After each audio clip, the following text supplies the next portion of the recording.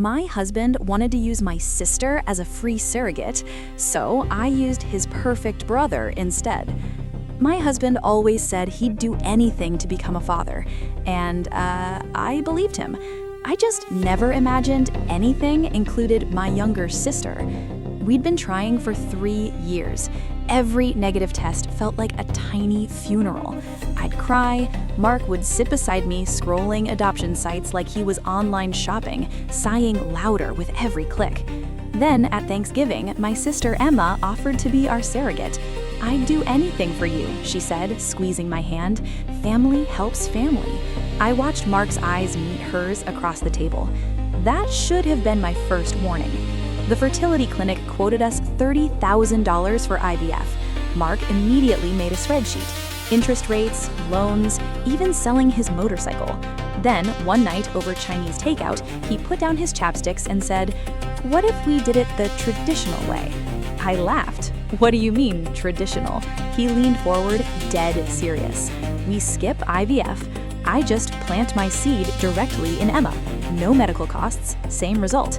My chopsticks clattered to the table. He kept talking, like really talking, about efficiency, about how people did it for centuries, how it would be quick and clinical. I couldn't speak. My husband had just asked to sleep with my sister. Then came the guilt. "I guess you don't really want kids. Other wives would understand the sacrifice." He even compared me to a coworker who donated eggs. Every comment was designed to make me feel selfish for saying no. By week 3, Emma called me. "Mark explained everything," she said softly. "I want you to know I'm open to it. Whatever helps you become a mom." I thanked her and hung up, shaking. Then came the Thursday that changed everything. Mark was at his brother's bachelor party, and I needed our insurance card. I searched his office. Behind tax returns, I found a folder labeled medical. Inside were test results from 2 years before we married. Male factor infertility, sperm count 0, completely sterile, congenital, irreversible. I felt sick. Every appointment where he'd held my hand, every time I cried blaming my body, he'd known the truth. Then I opened his computer. 6 months of texts between him and Emma, talking about how once I agreed to surrogacy, they wouldn't have to sneak around anymore, how they'd finally have a daughter together, how leaving me would be easy. Emma wrote, "She'll probably thank us for taking the burden off her," laughing emoji. That's when I stopped crying. Instead of leaving, I called the one person Mark hated most, his older brother, Ryan. Harvard MBA, perfect son, everything Mark resented. I told Ryan everything. He just said, "Jesus, even for Mark, that's evil." When I said I had an idea, he didn't hesitate. "I'm in."